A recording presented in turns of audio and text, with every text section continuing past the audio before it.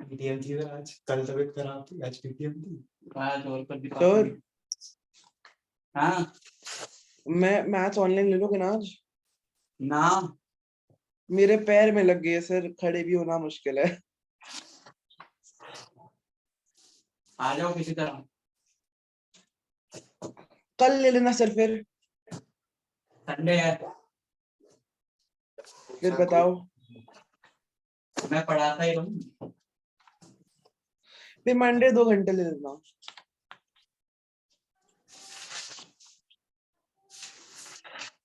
वो अभी तो वाली तो देखी मैंने रिकॉर्डिंग। तुम्हें तो आ ही जाएगा समझ में। ऐसा मत बोलो सर, यही सुन के मैं ना तेरी पीटीएम रिकॉर्ड कर रिकॉर्ड हो रहा, पता थोड़ी तू बोल रहा। कोई नहीं, बात बोलेंगे। अब जब तुम देखो कब तक छुपाएं, जब तुम्हें कॉन्सेप्ट इतना जल्दी जल्दी समझ में आ जाते हैं और इतना अच्छे समझ में आ जाते हैं, तो कहीं ना कहीं तुमको अप्रिशिएट करना भी तो हमारा काम है, वरना तुम्हें कैसे पता चलेगा कि मैं अच्छा स्टूडेंट हूँ। तुम्हारे पेरेंट्स, तुम्हारे टीचर्स, तुम खुद अपने आप को ज्यादा से ज्यादा किस बेसिस पे जज कर लोगे? मार्क्स के बेसिस पे ही जज कर लोगे ना। तुम मार्क्स से कहीं ज्यादा हो, 30 में से 15 आए हैं। हाँ तुम मार्क्स से कहीं ज्यादा हो, और ठीक है मार्क्स ऊपर नीचे हो जाते हैं एग्जाम में, वो भी तो यही कहते हैं ना आगे पीछे का हमें नहीं पता, तुम्हें 1 घंटे में सब लिख के दिखाओ, तो दैट इज नॉट वही तो मेरे पापा पूछ रहे थे कि क्या कहते हैं, क्यों नहीं कर पाए। हाँ लास्ट में एक वो बर्नौलीज थ्योरम का डायग्राम था, उसमें मैंने हाइट मेंशन नहीं करी थी, 1 मार्क काट दिया। हाँ, काट देते हैं स्कूल तो में क्या कहते हैं, पूछ रहे थे कि मार्क्स क्यों काटे हैं इसमें। हाँ तो मैंने बोला है टाइम नहीं था, बोलते टाइम क्यों नहीं था, मैंने बोला 1 घंटे में लिखना था इसमें। फिर बोलते हैं फिर बेटा क्या चाहिए अभी नहीं। बेटा मैं बहुत डिस्टर्ब हो रहा हूँ, आप बाहर चलो। अभी बाहर जो सामान है उसी से खेल जाओ। पूछ रहे थे तो क्यों भी मैंने तो बोल दिया मेरी गलती थी, क्योंकि है मेरी गलती। यहाँ भी मैं रेगुलर नहीं हो रहा हूँ, बिल्कुल भी नहीं होगा, अब हो जाना लेकिन। हाँ सर, अब तो नहीं कर पाऊंगा, नहीं। एडियाबैटिक प्रोसेस, तो पहला था आइसोथर्मल। आइसोथर्मल पे हम लोग वापस आएंगे, अभी हमें उसके लिए काफी कुछ और करना है, बट बीच में एडियाबैटिक प्रोसेस को डिस्कस करना पड़ेगा क्योंकि वो सब उससे रिलेटेड है। एडियाबैटिक प्रोसेस क्या होता है बच्चों? A process in which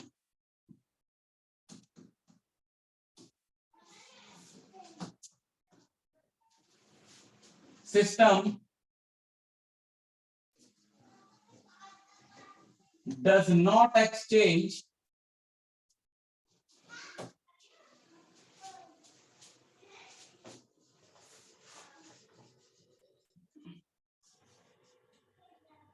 any heat with surrounding.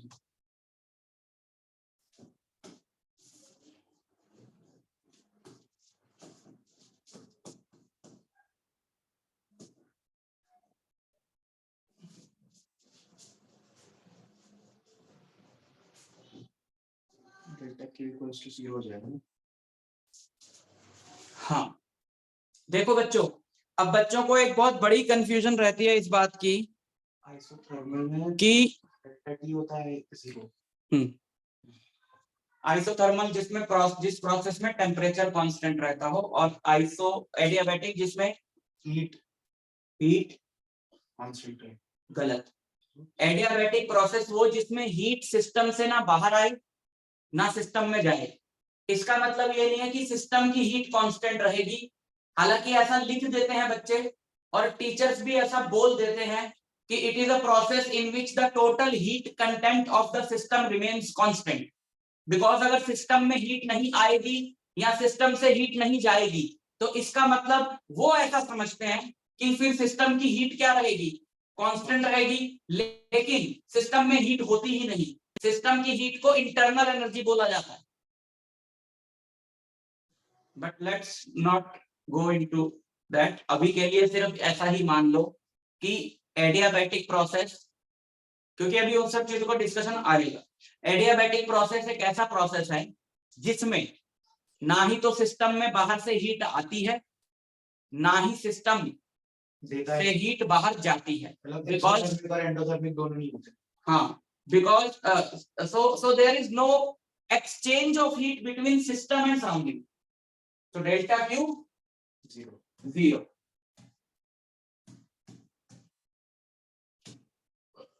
एक्सोथर्मल जो प्रोसेस होती है उसमें टेम्पर मतलब सिस्टम का टेम्परेचर चेंज नहीं होता, सराउंडिंग का हो सकता है। हम हमेशा सिस्टम की ही बात करते हैं, यहाँ पे अपने को सराउंडिंग से कोई मतलब नहीं, सिस्टम से ही मतलब। सो अब एक बहुत बड़ी कंफ्यूजन रहती है बच्चों को, उसको क्लियर कर ले जरा अच्छे से। कंफ्यूजन ये रहती है बच्चों को कि आइसोथर्मल प्रोसेस जो है वो एडियाबैटिक भी होना चाहिए और एडियाबैटिक प्रोसेस जो है वो आइसोथर्मल भी होना चाहिए। मेरे से अक्सर ये क्वेश्चन पूछते हैं बच्चे कि सर अगर सिस्टम में हीट नहीं आएगी या सिस्टम से हीट नहीं जाएगी तो फिर उसका टेम्परेचर तो चेंज नहीं होगा। अगर हीट जा रही है तो टेम्परेचर चेंज होना जरूरी नहीं नहीं है ना। हाँ, मतलब उस चीज को जरा मैं क्लियर करता हूँ, सुनो। तो कंफ्यूजन ये रहती है कि अगर सिस्टम में हीट नहीं आएगी या सिस्टम से हीट नहीं जाएगी तो सिस्टम का टेम्परेचर चेंज नहीं होना चाहिए। तो every adiabatic process should be isothermal, which is wrong, क्योंकि किसी भी सिस्टम का टेम्परेचर चेंज करने का एक ही तरीका नहीं होता है कि उसको हीट दी जाए, और भी तरीके होते जो आइडियल गैस में है। जैसे फिर से वो डायग्राम बनाते हैं, वो डायग्राम बहुत बार बनाना है हमने इस चैप्टर में। तो यहाँ पर हमारे पास एक सिलेंडर है and that cylinder is fitted with a frictionless piston और उसके अंदर है एक आइडियल गैस। पिछली क्लास में भी ये डायग्राम हमने बनाया था।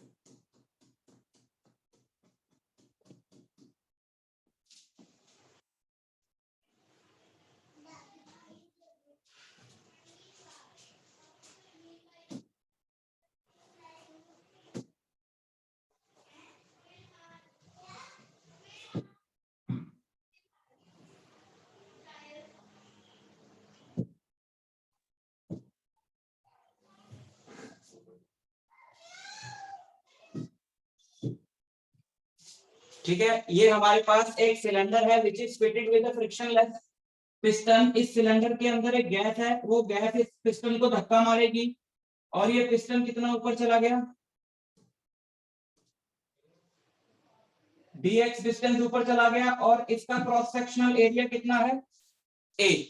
तो ये सब इंफॉर्मेशन है अपने पास। अब जरा ध्यान से सुनना, किसी भी सिलेंडर की जिसमें गैस है दो तरह की वॉल्स हो सकती है, एक को बोलते हैं कंडक्टिंग वॉल्स, एक को बोलते हैं एडियाबैटिक वॉल्स। कंडक्टिंग वॉल्स वो होती हैं जिनके थ्रू हीट फ्रीली एक्सचेंज हो सकती है बिटवीन सिस्टम एंड सराउंडिंग।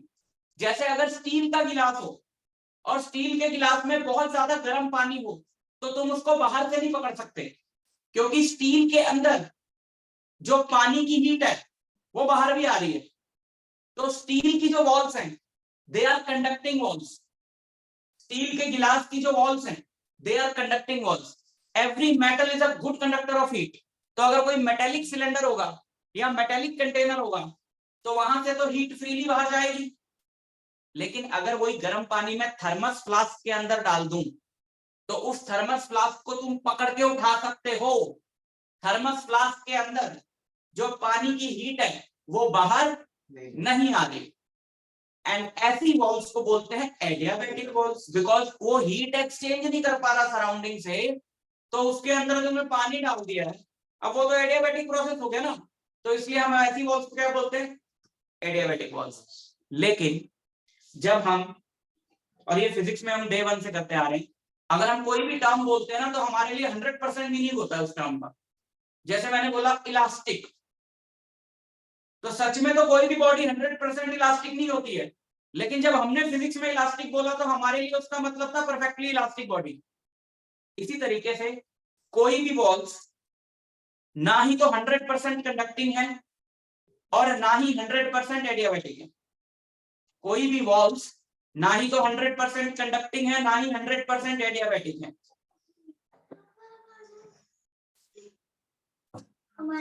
रुक जा, मैं खुद बुला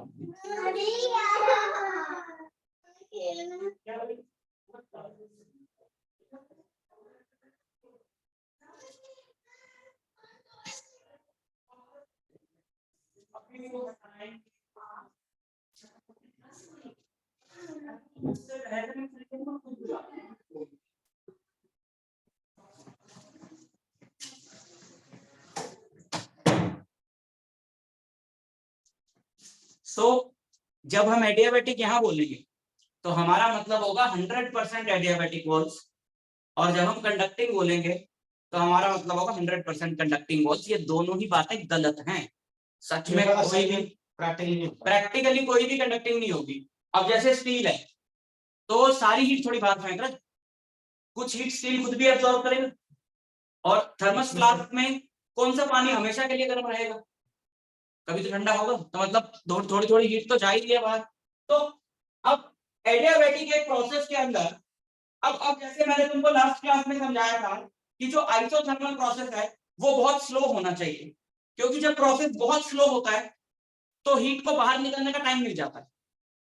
और अगर एकदम सडनली कंप्रेस कर दोगे गैस को तो हीट को बाहर निकलने का टाइम नहीं मिलेगा, तो वो आइसोथर्मल कभी नहीं हो सकता प्रोसेस, उसमें तो टेम्परेचर बढ़ जाएगा। तो धीरे धीरे करो, ताकि जैसे तुमने ऐसे दबाया तो जो हीट इस स्टेप में पैदा हुई वो बाहर निकल जाएगी। तो आइसोथर्मल प्रोसेस होने के लिए ये जरूरी है कि फ्री एक्सचेंज हीट का पॉसिबल हो, और उसके लिए जरूरी है कि जिस कंटेनर में वो प्रोसेस हो रहा है, जिस सिलेंडर में भी प्रोसेस हो रहा है, उसकी वॉल्स परफेक्टली कंडक्टिंग। इसी तरीके से यहां पर जो प्रोसेस हो रहा है उसकी जो वॉल्स हैं, सिलेंडर की वॉल्स परफेक्टली एडियाबैटिक वॉल्स होनी चाहिए, ठीक है ना। तो यहाँ पे हमारे पास एक सिलेंडर है जिसका बेस और वॉल्स परफेक्टली एडियाबैटिक है।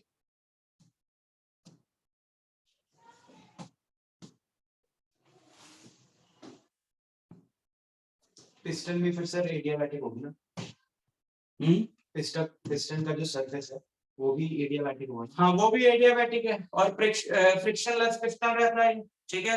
अब हमने यहाँ पर भी निकालना है, यहाँ पर भी हमने निकालना है work done bye a gas in adiabatic expansion. तो मैं कह रहा था कि ऐसा नहीं है कि जो प्रोसेस एडियाबैटिक है वो आइसोथर्मल होगा, क्योंकि जब तुम गैस को सडनली कंप्रेस करते हो, जब तुम गैस को सडनली कंप्रेस करते हो, तुमने उसको हीट तो नहीं दी, तुमने गर्म तो नहीं किया कहीं से, तो दिस प्रोसेस एडियाबैटिक।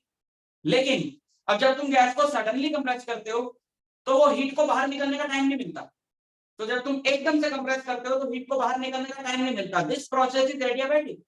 पर इसमें गैस गर्म हो जाती है तो टेम्परेचर तो बढ़ा, आइसोथर्मल तो नहीं है, फिर एडियाबैटिक का है पर आइसोथर्मल नहीं, क्योंकि गैस का टेम्परेचर सिर्फ हीट देकर या हीट लेकर ही बढ़ाया घटाया नहीं जा सकता। एक और तरीका भी है, वर्क करके। When we are pressing this gas we are doing work on the system, और जब ये गैस खुद नीचे से प्रेस करेगी so that is called the work done by the system, और उसमें गैस ठंडी हो जाती है। गैस एक्सपेंड करती है तो ठंडी हो जाती है, गैस को कंप्रेस करते हैं तो गर्म हो जाती है।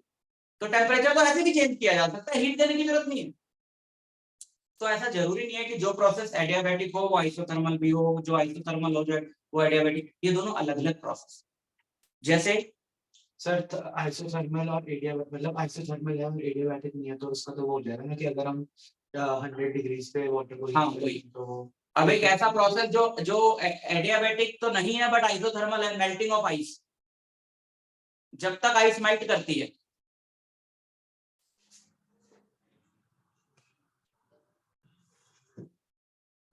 सर फोन का वर्ड चेंज कर दिया आपने? हैं? फोन का वर्ड चेंज कर दिया, दूसरा फोन है? नहीं, वही है, कुछ भी चेंज नहीं किया। हेलो, वाईफाई बंद तो नहीं होंगे? अरे कोई बताएगा मेरी आवाज आ रही है, वीडियो आ रहा है नहीं आ रहा? नहीं आ रही होगी तो फिर वहां से बोलेंगे कैसे। हेलो बच्चों, नहीं जा रही होगी तो। हाँ जी सर, आ रही है। आ रही है भाई, बच्चे ही लेट हैं थोड़ा।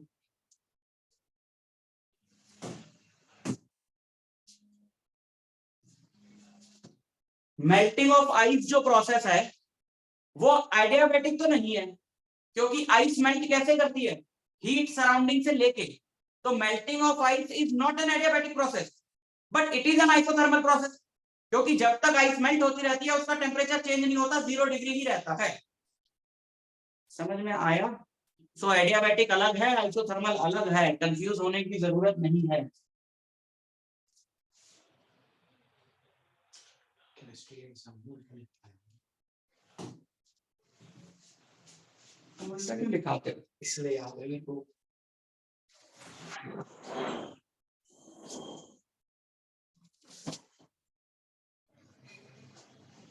पहले भी लिखा था ये ठीक है। पहले भी लिखा था ये ठीक है। नहीं मतलब तुम सोच के क्यों नहीं वही तो बोल रहा क्यों लिखा है, मत लिखते हैं। बोलते हैं वैसे तो तुमको आता है, तुम समझ जाते हो तो फिर तुम वहां की बोल सकते हो।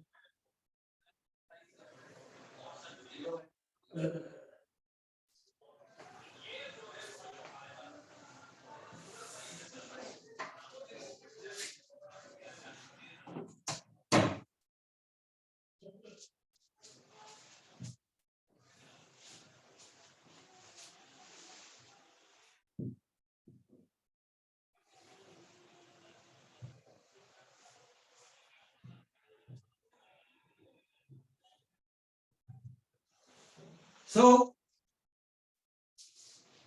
जिस तरीके से तुमको मैंने आइसोथर्मल प्रोसेस की इक्वेशन ऑफ स्टेट बताई थी, बॉयल्स लॉ। आइसोथर्मल की इक्वेशन ऑफ स्टेट थी Boyle's law, PV equal to constant. Pressure और वॉल्यूम का जो प्रोडक्ट है वो क्या रहेगा, कांस्टेंट रहेगा एट कांस्टेंट टेम्परेचर। इसी तरीके से एडियाबैटिक की भी एक इक्वेशन ऑफ स्टेट होती है, एडियाबैटिक की भी एक इक्वेशन ऑफ स्टेट होती है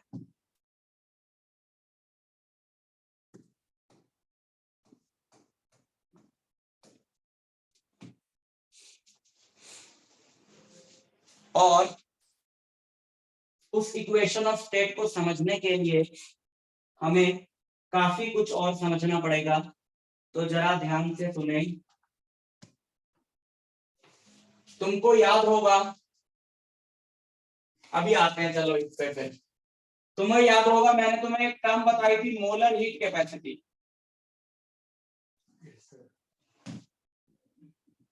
capital C,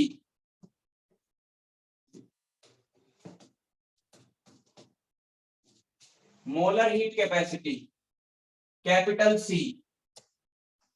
Molar heat capacity is the amount of heat required to raise the temperature of 1 mole of a substance by 1 degree centigrade. किसी भी सब्सटेंस के 1 मोल का टेम्परेचर 1 डिग्री सेंटीग्रेड बढ़ाने के लिए जो हीट लगती है, जो हीट हमें उसे देनी होगी, उसे बोलते हैं मोलर हीट कैपेसिटी। अब मोलर हीट कैपेसिटी में ना एक प्रॉब्लम है, जरा ध्यान से सुनना। जब तुम किसी सॉलिड को हीट करते हो, जब तुम किसी सॉलिड को हीट करते हो तो सारी की सारी हीट उसका टेम्परेचर बढ़ाने में जाती है। मैं बड़ी इंपॉर्टेंट बातें बता रहा हूं, जरा ध्यान से सुनना। जब तुम किसी सॉलिड को हीट करते हो तो सॉलिड को हीट करते टाइम जितनी भी हीट उसको दे रहे हो, वो सारी की सारी हीट कहां जाती है, टेम्परेचर बढ़ाने में। वो सारी की सारी हीट जाती है टेम्परेचर बढ़ाने में, क्योंकि सॉलिड्स ना के बराबर एक्सपेंड करते हैं। और लिक्विड्स के साथ भी ऐसा ही है। पानी को तुम जितनी हीट दोगे, जब तक पानी गर्म हो रहा है, मतलब बॉइलिंग पे तक नहीं जा रहे हम, बॉइलिंग तक नहीं जा रहे, 100 डिग्री से कम कम की बात करें तो जितनी भी तुम हीट दोगे वाटर को, वो सारी उसका टेम्परेचर बढ़ाने में यूज होगी, वॉल्यूम बढ़ाने में यूज नहीं होगी। तो सॉलिड्स और लिक्विड्स को जितनी भी हीट देते हैं उसका 99.9% पार्ट टेम्परेचर बढ़ाने में यूज होता है। अगर उनका स्टेट ना चेंज हो रहा हो। बट गैसेस के साथ ऐसा नहीं है। गैसेस के साथ क्या है भाई? गैसेस के साथ क्या है? एक्सपेंशन ज्यादा होगा। पक्का? हाँ गैस है। गैस के साथ ना पंगा बड़ा है। गैस के साथ जब हम किसी गैस को हीट देंगे, देखो सॉलिड और लिक्विड के लिए वी आर श्योर कि जब हम सॉलिड और लिक्विड को हीट देंगे तो उसका मैक्सिमम पार्ट टेम्परेचर बढ़ाने में खर्च होगा, लेकिन गैसेस के लिए हम श्योर नहीं। गैसेस के लिए बहुत सारी और बातों पे भी ये चीज डिपेंड करती है कि जो हमने गैस को हीट दी है उसका पार्ट कहां यूज होगा। For example different different situations हम लेते हैं। वॉल्यूम, प्रेशर, जैसे कि एक कंटेनर है और इस कंटेनर में यहाँ सिलेंडर है, यहाँ पे पिस्टन लगा दिया मैंने, यहाँ पे पिस्टन लगा दिया और अब इस गैस को हीट करना जाना है। परफेक्टली कंडक्टिंग वॉल्स में इस गैस को, इसके अंदर एक आइडियल गैस है, उसको हीट करा जाना है, ठीक। लेकिन हीट करने के बहुत डिफरेंट डिफरेंट सिचुएशंस हो सकती है। ध्यान से सुन, अगर तो मैं इसको ऐसे हीट कर रहा हूं, देखो जब तुम इसको हीट करोगे, जब तुम इसको हीट करोगे तो ये गैस एक्सपेंड होने की कोशिश करेगी, पिस्टन लगी हुई है तो परफेक्ट मान लो फ्रिक्शन लेस है पिस्टन और वेट लेस भी, तो जब तुम इस गैस को एक्सपेंड करोगे, वेट लेस और फ्रिक्शन लेस पिस्टन है, ध्यान से सुनना, जब तुम इस गैस को हीट करोगे तो ये एक्सपेंड होगी, ऊपर जाएगी। लेकिन अगर मैं इसको ऊपर जाने ही ना दूं, मैं यहां से दबा दूं पी प्रेशर लगा के,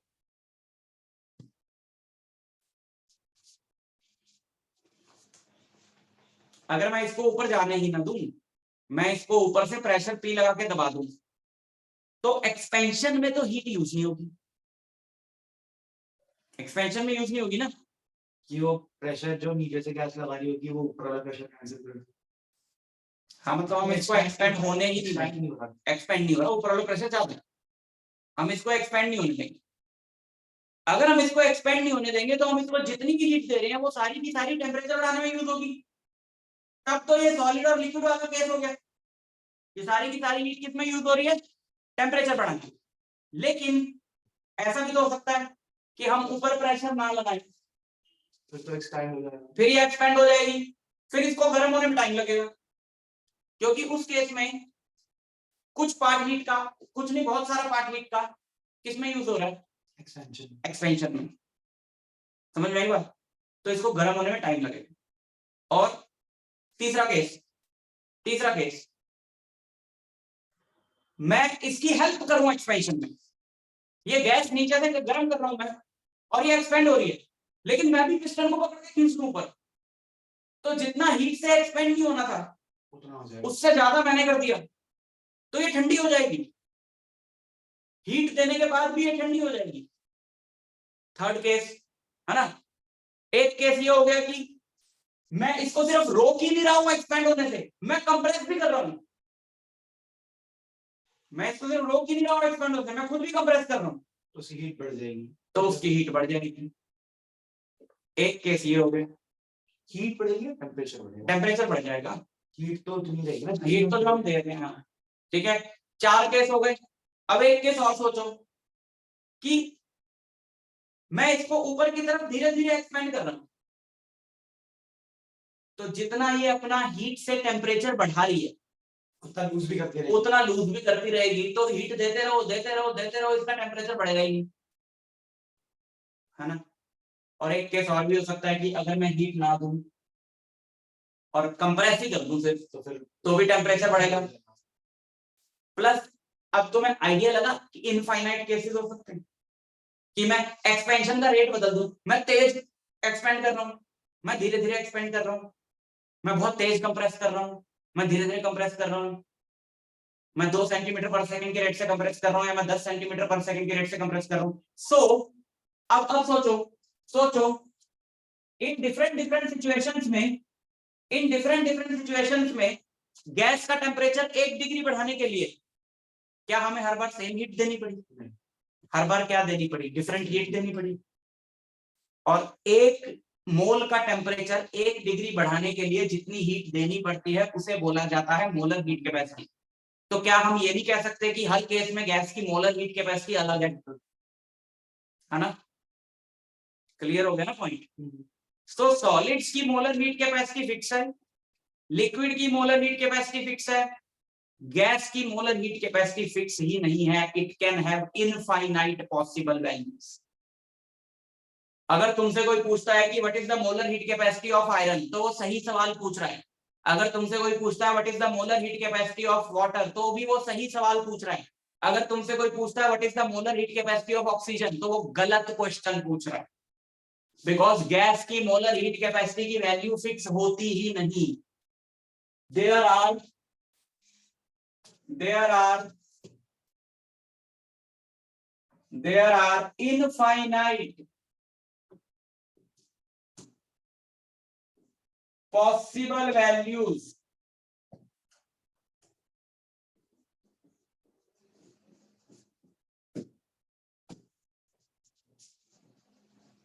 of molar heat capacity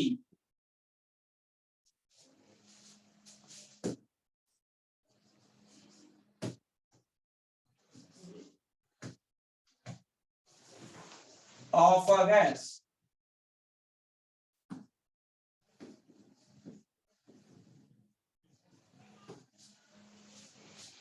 gas की मोलर हीट कैपेसिटी की इनफाइनाइट वैल्यूज हो सकती हैं। ये बात पता भी होनी चाहिए और समझ में भी आनी चाहिए। ठीक है? अब प्रॉब्लम यह है कि अगर गैस की मोलर हीट कैपेसिटी की इनफाइनाइट वैल्यूज हैं तो हम कौन सी लें? जरूरत तो पड़ेगी एक्सपेरिमेंट्स के लिए, क्वेश्चंस के लिए। तो इनफाइनाइट वैल्यूज में से हमने चूज करी 2 वैल्यूज।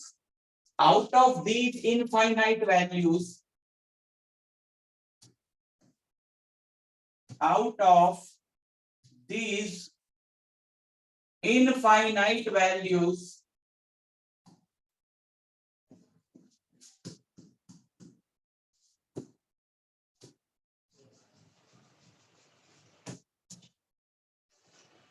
we choose 2. पहली is represented by, देखो मोलर हीट कैपेसिटी को किससे रिप्रेजेंट करते हैं? कैपिटल सी से। तो पहली वैल्यू है Cp,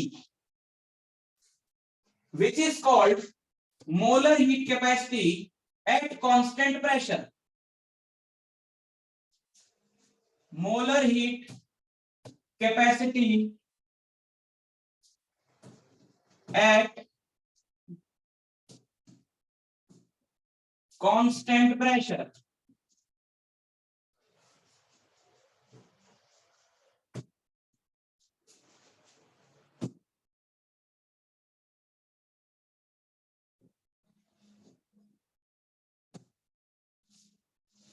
अब ये कौन सा वाला केस है? When the pressure is constant. ये वो केस है जिसमें मैं कह रहा था कि मैं ऊपर से प्रेशर डालू ही ना। अगर मैं ऊपर से, क्योंकि गैस जैसे जैसे गैस को हम हीट दे रहे हैं, गैस एक्सपेंड होगी तो वो और प्रेशर लगाएगी नीचे से, तो मुझे भी बढ़ाते रहना पड़ेगा गैस की एक्सपेंशन रोकने के लिए। लेकिन मैं ऊपर से प्रेशर लगाऊं ही मत। मैं बोलूं कि भाई गैस तूने जैसे जैसे होना एक्सपेंड हो, न्यूट्रल मतलब, हाँ, सो प्रेशर कांस्टेंट रहा। तो गैस पे हर वक्त ऊपर प्रेशर क्या रहेगा? Atmospheric pressure.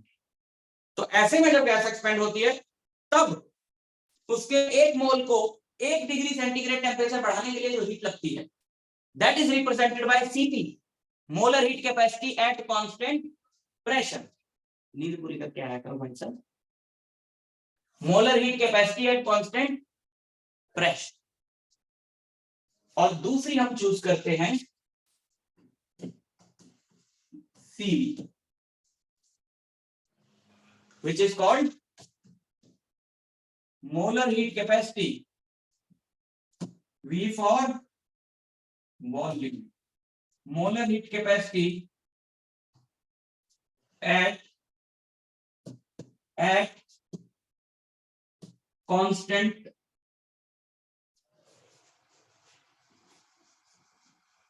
वॉल्यूम।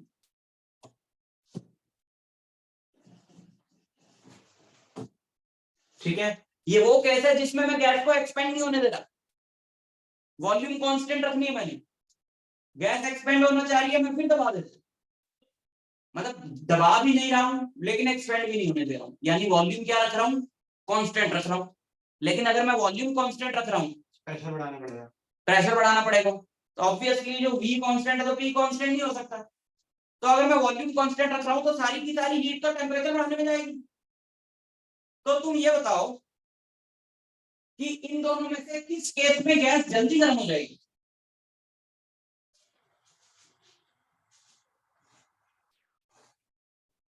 सेकंड बात, इन दोनों में से गैस इस केस में जल्दी गर्म हो जाएगी, क्योंकि ऊपर वाले में तो एक्सपैंड हो रही है, ऊपर वाले में कुछ पार्ट गैस का एक्सपेंशन में खर्च हो रहा है, लेकिन नीचे वाले में सारा का सारा टेम्परेचर बढ़ाने में यूज हो रहा है, तो जल्दी गर्म हो जाएगी gas.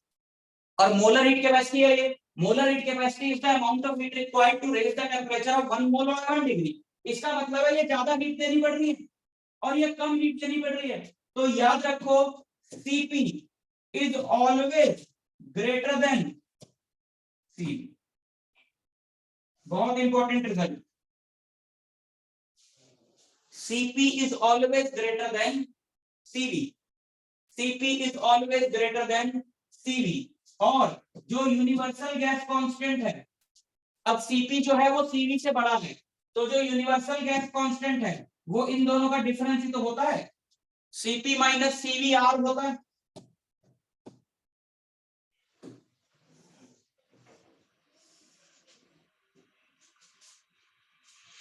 Cp minus Cv R होता है, यानी किसी भी गैस का molar heat capacity at constant pressure उसकी molar heat capacity at constant volume से 8.314 जूल ज्यादा होती है। तो अगर तुमसे कोई बोले कि what is the value of Cp for oxygen या Cv for oxygen, so that is correct question. कोई भी ऐसे जनरली नहीं पूछ सकता किसी गैस के लिए मोलर हीट कैपेसिटी बताओ, क्योंकि गैस की इनफाइनाइट पॉसिबल वैल्यूज है मोलर हीट कैपेसिटी। समझ रहे हो? yes. हो रही Cp minus Cv is R and this result आगे बात करेंगे इसकी, इसको बोलते हैं मेयर्स फॉर्मूला।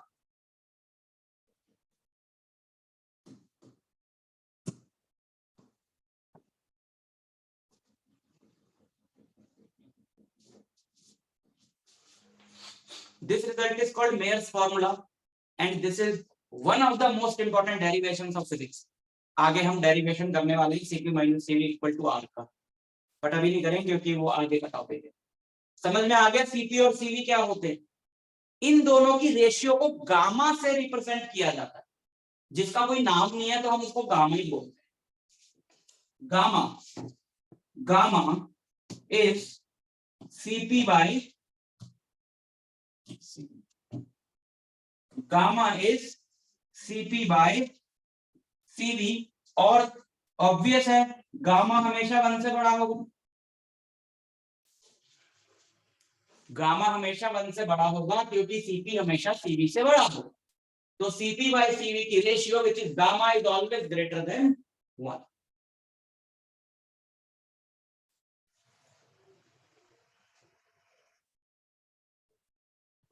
ठीक है, तो ये बड़ी इंपॉर्टेंट चीजें हैं, कुछ लिख लो, नहीं लिखा है तो वेट कर लेता हूं 2 minute.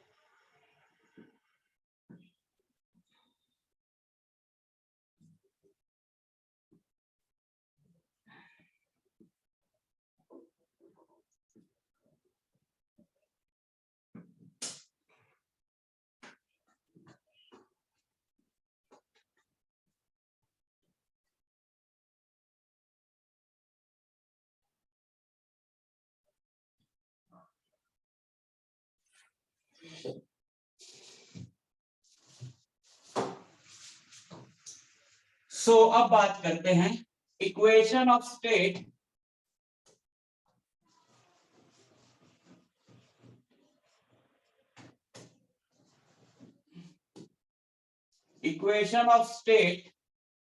For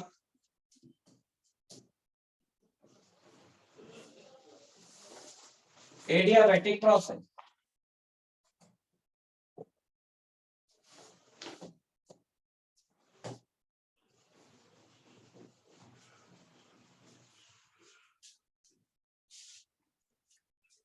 equation of state for adiabatic process. अब ये जो इक्वेशन ऑफ स्टेट है एडियाबैटिक प्रोसेस की, आइसोथर्मल प्रोसेस की इक्वेशन ऑफ स्टेट है PV equal to constant, because at constant temperature pressure is inversely proportional to volume. So what is the equation of state for adiabatic process? Equation of state for adiabatic process is PV raised to power gamma equal to constant, और gamma मैंने तुमको बता दिया कि क्या होता है। Derivation not in syllabus, but equation is very important जिसपे न्यूमेरिकल आ सकता है। ठीक, एक तो ये इक्वेशन है, 3 इक्वेशंस हैं, एक तो ये इक्वेशन है और इससे बाकी की 2 इक्वेशंस आएंगी using PV equal to nRT। Ideal gas equation इस्तेमाल करें, आइडियल गैस इक्वेशन इस्तेमाल करें, P को रिप्लेस करें। आइडियल गैस इक्वेशन किसी पर्टिकुलर प्रोसेस के लिए नहीं होती कि एडियाबैटिक को लगेगी आइसोथर्मल पे, वो सबके लिए। तो इस पे हम लगाएं PV इक्वल टू nRT, तो P is equal to nRT bye V। तो P की जगह लिखो nRT bye V into V raise to power gamma equal to K। N और R तो कांस्टेंट्स है ना, N और R तो कांस्टेंट्स हैं, तो उधर जाके कांस्टेंट भी मिल जाएंगे। तो ये हो जाएगा TV raise to power gamma -1 equal to constant, and this is second equation of state, जो कि सेम ही है, इसी से डिराइव करिए। तो मतलब हम बोलें कि उसी की एक दूसरी फॉर्म है। ठीक, और किसको रिप्लेस किया हमने यहाँ पे P को रिप्लेस किया, हमने यहाँ पे P को रिप्लेस किया, बट हम V को भी कर सकते थे। तो V है nRT बाय P, तो V को रिप्लेस करें तो P into nRT by P whole raise to power gamma equal to K, जिससे बनेगा P इंटू हाँ जी n raise to power gamma R raise to power gamma T raise to power gamma by P raise to power gamma equal to K, है ना। n constant, R constant, gamma constant, तो n की power gamma, R की power gamma उधर shift कर दो constant में जाके, वो कांस्टेंट हो जाएगा। And we are left with P की पावर 1 माइनस गामा T की power gamma equal to K। This is the third form of this equation, जिससे न्यूमेरिकल्स के लिए हमको 3 फॉर्मूले मिले। ये सब पे न्यूमेरिकल करेंगे हम अब। P1V1 raise to power gamma equal to P2V2 raise to power gamma, पहला फॉर्मूला। दूसरा यहां से लगाओ T1V1 raise to power gamma -1 equal to T2V2 raise to power gamma minus 1, और तीसरा इससे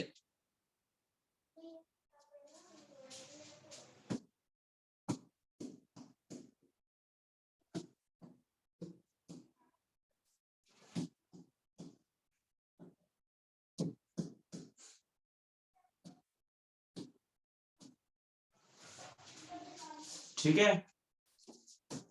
So these three are very important for numericals.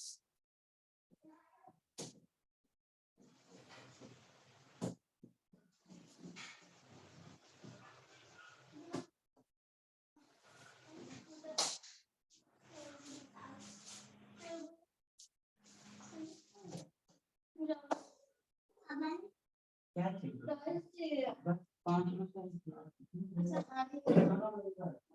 इससे पहले कुछ खाया तो नहीं था आपने? अभी यही पूरा पैकेट नहीं। 5 को बहुत दे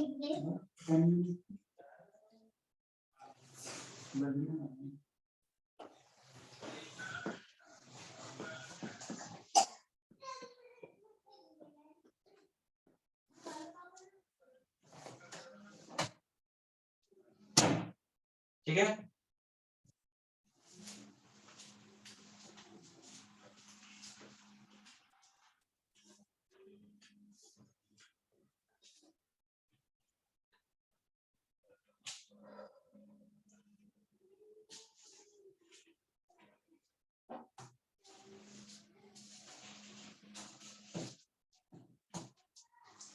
वर्क डन, अब वो वर्क डन का जो डेरिवेशन हमने आइसोथर्मल के लिए किया था वही एडियाबैटिक के लिए भी है। Work done bye an ideal gas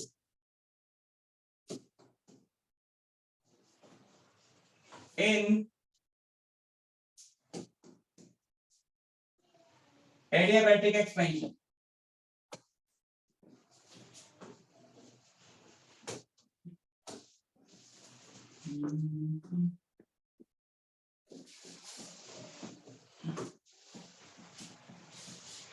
Work done by an ideal gas in adiabatic expansion. Work done by an ideal gas in adiabatic expansion. वही वाला डायग्राम है यहाँ पर।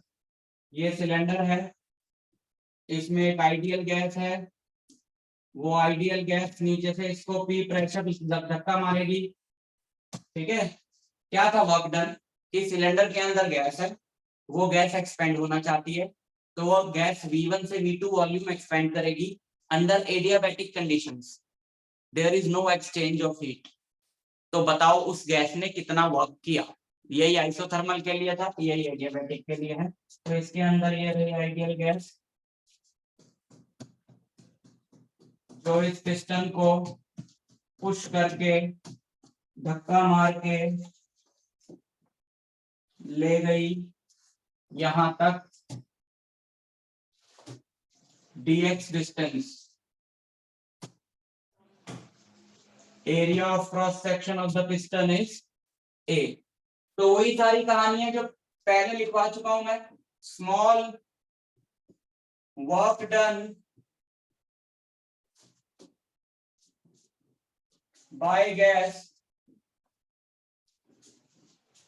टू पुश द पिस्टन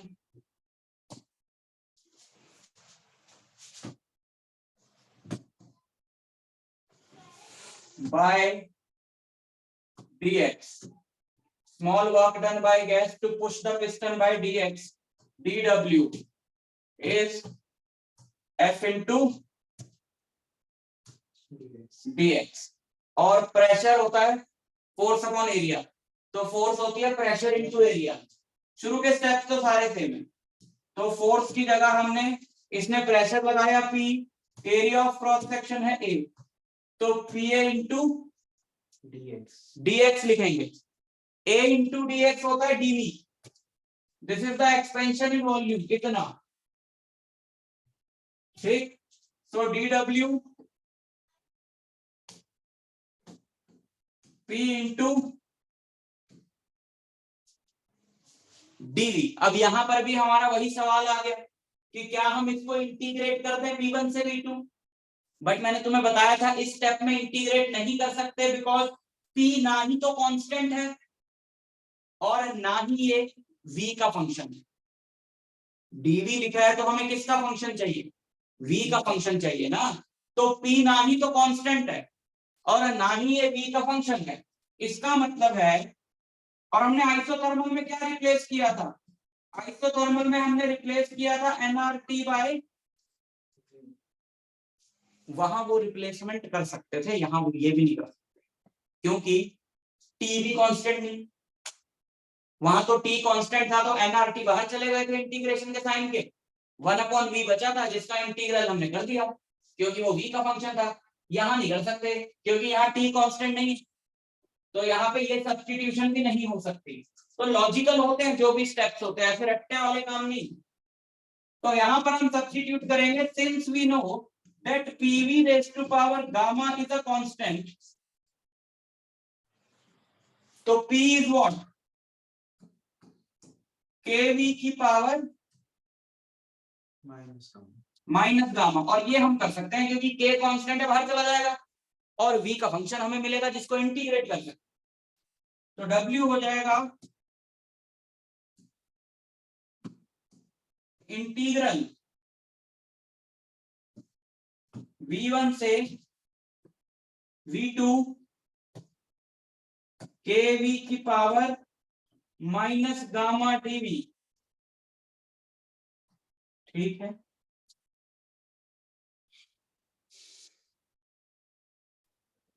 तो w इज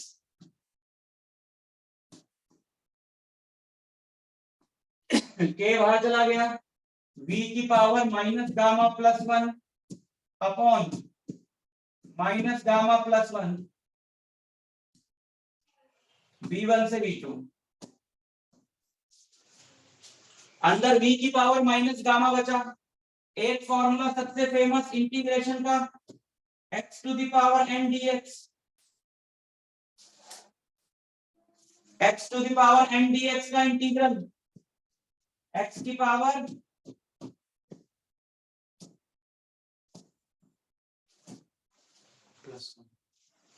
x की power n plus 1 upon n plus 1, यानी जो variable की पावर है उसमें 1 ऐड कर देते हैं और उसी से डिवाइड कर देते हैं। तो वेरिएबल की पावर थी माइनस गामा, तो v की power minus gamma plus 1 bye minus gamma plus 1, तो ये w हो जाएगा v upon sorry 1 upon 1 minus gamma, sorry k था ऊपर, और v2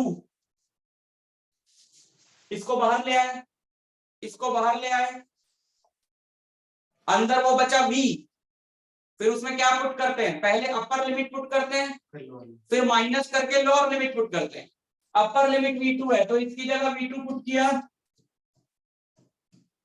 माइनस फिर v1 पुट किया,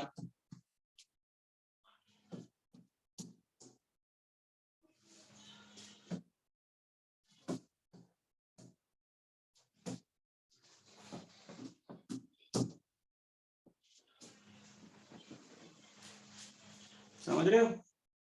एक स्टेप यहां पर करेंगे हम, इस k को अंदर ले जाओ,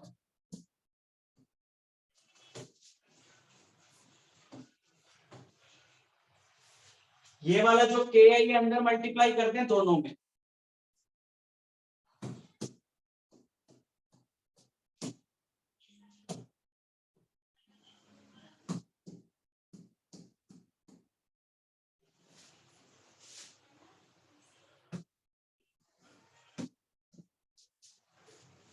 देखो p1 v1 के power gamma equal to p2 v2 की पावर गामा, और pv की पावर गामा k होता है, तो हम ये बोल सकते हैं ना ये दोनों ही k हैं।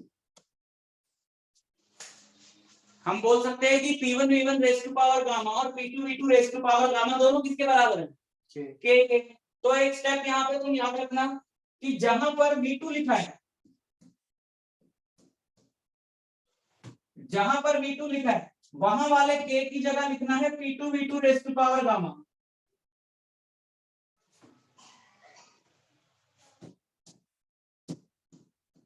माइनस जहां जहां v1 लिखा है वहां लिखना है p1 V1 raise to power gamma.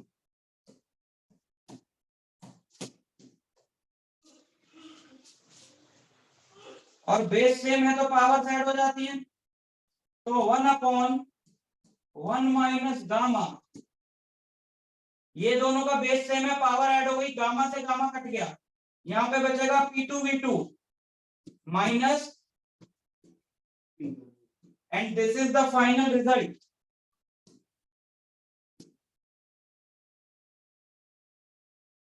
जो वहां पे वर्क डन का फॉर्मूला आया था 2.303 nRT log V2 by V1, यहाँ पर वर्क डन आया है 1/1 minus gamma P2V2 minus P1 V1। तो एडियाबैटिक कंडीशन के अंदर जब गैस का वॉल्यूम V1 से V2 एक्सपेंड होता है तो प्रेशर P1 से P2 चेंज होता है, तो गैस को इतना वर्क करना पड़ता है, और गामा तुम्हें पता है क्या होता है, हर एक गैस के गामा की वैल्यू कांस्टेंट होती है, जिसकी हम बात करेंगे आज, समझे? सारे गैस की डिफरेंट होती है ना? नहीं, सारे गैस की सेम होगी? सारी गैस की सेम नहीं होती है, गामा की वैल्यू डिपेंड करती है गैस की एटॉमिसिटी पे। सारी डायटोमिक गैसेस का गामा सेम होगा, एटॉमिसिटी समझते हो ना? सारी मोनोएटॉमिक गैसेस का गामा सेम होगा, सारी ट्राई एटॉमिक गैसेस का गामा सेम होगा। इस जैसे पी आएगा, पी का तो होता है पानी होता है, क्या है ऑक्सीजन, जैसे डायटोमिक गैस मतलब ऑक्सीजन हो गई। हाँ, diatomic O2 H2 N2 Cl2, even CO is also diatomic, जरूरी नहीं है दोनों एटम सेम। तो जितनी भी डायटोमिक गैसेस सबका gamma same. Triatomic gas H2O water vapour, O3, ठीक है ना, ओजोन, तो इन सबका गामा सेम होगा, एटॉमिसिटी पे डिपेंड करता है, उसको भी हमने डिराइव करना है, ठीक है। इसी फॉर्मूले की एक और फॉर्म है,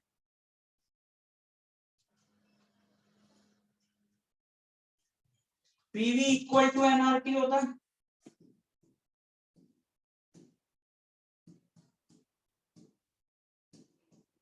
तो बताओ P2V2 क्या होगा? सर एनआर तो फिर वो होगा, फिर इसको कांस्टेंट तो बाहर देगा, nRT1, और P1V1 क्या होगा? P2V2 होगा nRT2, P1V1 होगा, P1V1 होगा nRT1। तो लगाओ इसमें लगाओ, एनआर बाहर आ जाएगा nR बाहर आ जाएगा, और T2 माइनस T1 हो जाएगा ब्रैकेट में। बिकॉज ये जो एडियाबैटिक प्रोसेस है इसमें टेम्परेचर तो चेंज हो ही रहा है ना, टेम्परेचर थोड़ी कांस्टेंट है, तो हमारे पास एक फॉर्मूला T1 और T2 की टर्म्स में भी होना चाहिए, टेम्परेचर चेंज की टर्म्स में भी होना चाहिए, तो वो फॉर्मूला ये है T2 माइनस T।